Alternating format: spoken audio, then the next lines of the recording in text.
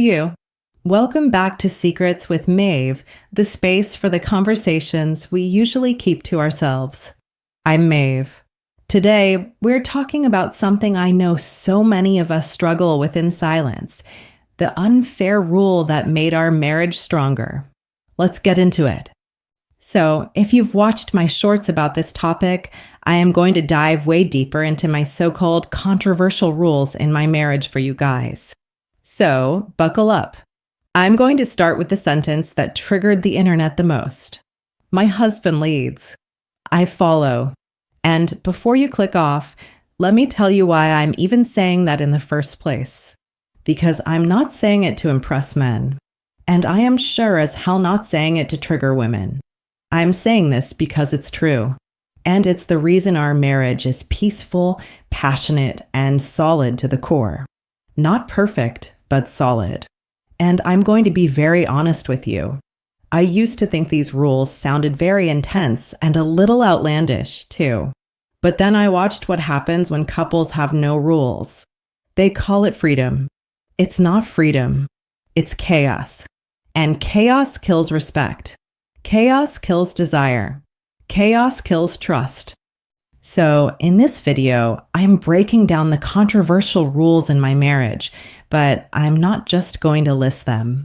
I'm going to show you what they actually look like in real life, in our house, in our routines, and in the way that we handle temptation, conflict, money, family, friends, and intimacy. And I'm also going to address the biggest lie that people spread about traditional marriages. They think it's about control. It is not. It is about clarity, and clarity is what creates polarity, and polarity is what keeps a marriage alive. So let's get into it. First, let me tell you who I am so you understand where I'm coming from. Hi, my name is Lauren. I'm a wife who loves being a wife, and I'm not ashamed of that. I'm not apologizing for that. And I'm not performing for anybody's approval. I love cooking for my husband. I love making our home feel warm. I love turning our house into a place that feels like peace. Not because I'm forced to, but because I choose to. And here's the part that people don't understand. Choosing a role is not oppression. Being trapped in a role is in our marriage. I am not trapped. I am free because my husband carries the weight and I get to create peace. That is the structure. Now, let's talk about why we even have rules. People treat marriage like it's supposed to run on just good vibes, like love is enough, like attraction is automatic, and like loyalty is effortless. I'm sorry, but rude awakening, it's not. Marriage is a system. It is the most important business decision that you are going to make your entire life. If you don't build the system on purpose, the system builds itself. And the system builds it usually by 2 stressed people, 2 bruised egos, 2 phones, no intimacy, no polarity, and 0 respect. And then everybody says, I don't know what happened. I do. No rules happened. No structure was in place. Rules are not a prison. Rules are protection. They protect your peace. They protect your bond. They protect your attraction. And they protect your future. So I'm going to walk you through the rules, but in themes, because our rules work together like a machine and theme 1, leadership, 1 captain, no chaos. The rule, my husband has the final say. Let me make that very real and clear. We're deciding something small. Where to eat, what we're doing this weekend, where we're traveling, how we're spending the money. And a lot of couples turn these into fights, not because the decision actually matters, but because nobody wants to lose control. In our marriage, I give my input. I'm not silent. I'm not voiceless. I tell him what I think. I tell him what I feel. I tell him what I want. But then he decides. And when he decides, I don't punish him for deciding. I don't second guess him for the next 3 days. And I don't do the fine, whatever voice. EW, no. Stop. That is gross. I back him up. That backing creates unity and trust. And unity creates safety. And safety is what lets me relax into my feminine because I'm not living in decision fatigue. Here's a real example. If my husband says, "Hey babe, we're going here tonight," my nervous system automatically relaxes because I don't have to drive the ship. I don't have to think. And men listen. That's why women get snappy. Decision fatigue. She's been leading all day at work with the kids, with life, with herself. Then she comes home and her man goes, "What do you want to do? Where do you want to eat? Where should we go? What do you think?" No, it sounds polite, but it feels like a damn burden. So, stop doing that. When a man leads, a woman softens. Simple. When a man hesitates, she hardens. Simple. That's polarity. And polarity is not freaking politics. It's biology. Theme 2 roles. I run the house. He runs the world. This is the rule. I protect the home.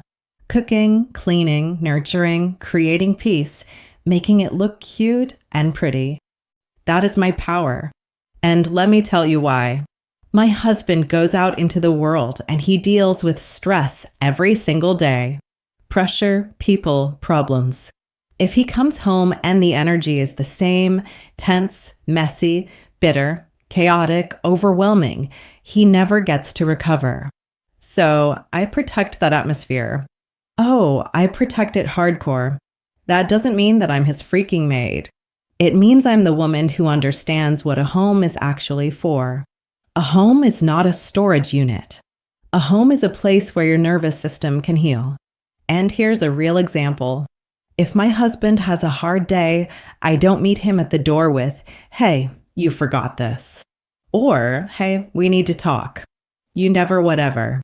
You always just stop nagging. I meet him with warmth, food, peace, softness, a hug, a kiss, just with myself. And you want to know what that creates? A man who actually wants to protect you. A man who wants to provide for you, wants to lead you, and actually wants to come home to you. That's the part that modern culture ignores. Men don't just leave because of sex. They leave because home feels like war. So yes, I cook, I clean, I create the peace and make the home beautiful. And I am damn proud of that because I'm building something that most people are starving for. Theme 3, money. He provides, I multiply. This is the rule. He pays the bills. Simple. He runs the money. Simple. I run the peace. And before anybody twists, let me say it clearly. This does not mean that I'm dumb. Does not mean that I'm helpless. This does not mean that I can't make my own money, because I do. It means we choose a structure that removes competition. Because I've watched money destroy marriages. Not because people are broke, though, but because people fight for control in our marriage. He carries the financial responsibility. And because of that, I'm not living in survival stress. And I don't want to worry about the money. Just give me an allowance so I can have my retail therapy every once in a while. And when I'm not living in survival stress, I'm more feminine. I'm more playful, more affectionate, and way more present. Now, here's the real life part. If I woke up tomorrow and said, "Baby, I want to stop everything and I just want to focus on our home for a while," guess what he would say? "Okay, I got it. Don't worry about it." That is total freedom. And that makes me so happy and safe. I'm not trapped by fear. I am supported by complete structure. And what do I do with what he provides? I multiply it. I turn the money into meals, into experiences, into a home that feels like love, into memories, and into peace. We're not competing. We're building with each other. Theme 4, loyalty. No backup options. The rule, no opposite sex best friends, no secret DMs, no just friends with somebody who would date you in a heartbeat or if you weren't in the picture. This rule is the easiest one to understand, yet the hardest one for modern culture to obey today. Why? Modern culture is addicted to attention and validation. And attention is not innocent. Sorry, it's not. Attention is permission. If you're married, you don't keep the doors open. You don't keep backups. You do not keep options. Cut it out. That is where cheating starts. Not with sex, with secrecy. Another rule, no secrecy. We don't hide things ever. If you feel like you have to hide it, then it's wrong. This is a real example. Say a man messaged me something inappropriate on one of my social media platforms. I do not entertain it. I don't just ignore it. I shut it down. I block. And guess what? Guess who knows right away? My husband. Not because I'm scared, but because I respect him more than some schmuck sending me something gross on social media. And I respect us and men. If a woman is demanding you, flirting, testing, opening the door, you don't keep it for your ego. You shut it down. And you do not go through that damn door. Control yourself and stop thinking with that. Every time you accept outside attention, you reduce the value of your marriage.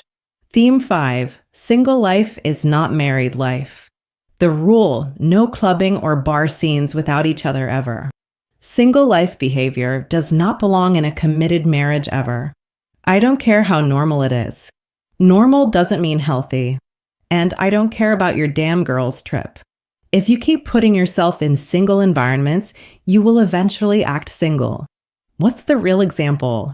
If my friends want to go out to some bar or club and my husband isn't coming, one, I don't want to go at all. Not just because he's not there, but because I respect us more. I'm not being controlled.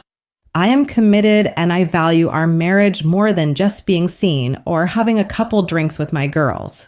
That one decision protects peace. Theme 6, respect. Public respect is law.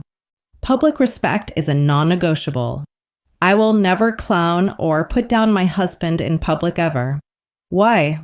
Disagreements happen at home privately because disrespect is not communication. Disrespect is destruction. And a real example could be if we're out and he says something that I don't like or don't agree with, I don't embarrass him. I don't correct him. And I do not do the sarcastic wife act. I wait. We talk later privately, or I just get over it because it's not that big of a deal because I'm not his enemy. I am his wife. And the reason this matters is pretty simple. When a woman respects a man, he rises. When a woman humiliates a man, he collapses or he hardens. Either way, the intimacy dies. Theme 7, conflict. No childish games. The rule, no silent treatment. We communicate always, even when it's uncomfortable, even if one of us doesn't want to in the moment. Silent treatment is punishment. It's manipulation. And it is actually just pretty lazy. We don't do that. A real example, if I'm upset, I say it. If he's upset, he says it. We don't disappear for 3 days or a week and call it space. We address the issue right away. We repair it. We move forward and we let it go. Another rule, we don't air dirty laundry. No trash talking to friends, no posting fights, no involving family. Outsiders don't get a vote in our marriage ever. Why? Because once you poison somebody else's image of your spouse, you cannot unsee it and you can't unpoison it. Theme 8, marriage first, not friends, not family, and not even your kids or future kids. The rule, marriage outranks friendships. If it threatens the marriage, it's cut off. Simple. If a friend is constantly speaking negatively about my husband, planting seeds, disrespecting him, that friendship ends because I am loyal to my core, to my vows, and not to my damn group chat. Another rule, kids don't outrank marriage ever. We don't have kids yet, but when we do, we will live by this because the best thing a child can see and have is parents who love and respect each other. If the marriage collapses, then the home collapses. So, the marriage comes first. Another rule, date nights are never optional. You do not stop dating your spouse when you get married, ever, because that is how you keep the polarity alive and your guys' connection. We schedule it. We protect it. We show up like it matters because it does. Theme 9, Intimacy. Sex is not a weapon. Stop using it as one. The rule is sex is never used as a bargaining chip against each other, not as punishment, not as leverage, and never as a form of manipulation. Sex is connection. That is your bond with each other. A big bond. And it's a big part of what keeps a marriage alive. And I will say this bluntly. Most couples aren't even having sex because they hate each other. They can't even stand each other's presence. They're not having sex because the polarity is dead. No respect, no leadership, no safety, no closeness, no admiration, nothing. That's why these rules matter. They protect the conditions that make the desire natural. Theme 10, Protection and Teamwork. The rule is he protects me physically. I protect him emotionally. That means that I don't destroy him with my mouth. I don't disrespect him. I don't belittle him, and I sure as hell don't compete with him. I build him up, and he protects me, not just from physical danger, but from stress, from instability, from chaos, from it all, from the world. Another rule is we are each other's cheerleaders. He surprised me with salsa classes. I surprised him with a martial arts MMA membership. That's partnership. We invest in each other's confidence. We keep each other alive always. And the last rule, divorce is never an option, nor is it even talked about. The rule is divorce is not even in our vocabulary. We don't joke about it. We don't threaten it.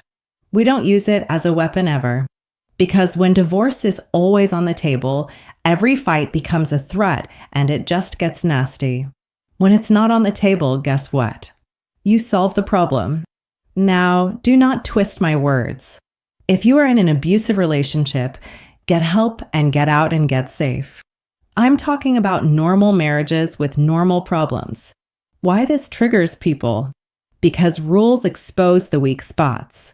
Rules expose lack of discipline, lack of loyalty, lack of emotional control, lack of boundaries, and lack of leadership. Most people want the benefits of marriage without the standards. And that's why modern dating is loud but empty and soulless. So now I want to close with this. This works because we are clear. Clear in our roles, our boundaries, our loyalty and our respect, our self-respect and the respect that we have for each other. And remember this loop. Polarity creates polarity. Polarity creates desire. Desire creates connection. Connection creates loyalty, and loyalty creates peace. And if you want this kind of marriage, you don't need more communication. You need structure, and you need some standards. You need the rules, and you need the courage to live by them even when people don't like it. Because at the end of the day, I'm not building a marriage for strangers online. I'm just sharing it with you guys to see our dynamic and to see how we actually live. I'm building a marriage that feels like peace because it is. That feels like passion. That feels like a home. And if that makes people uncomfortable, good. I really could care less. It works for us. We are happy. Let it be. Let it go. Whatever. It's your move.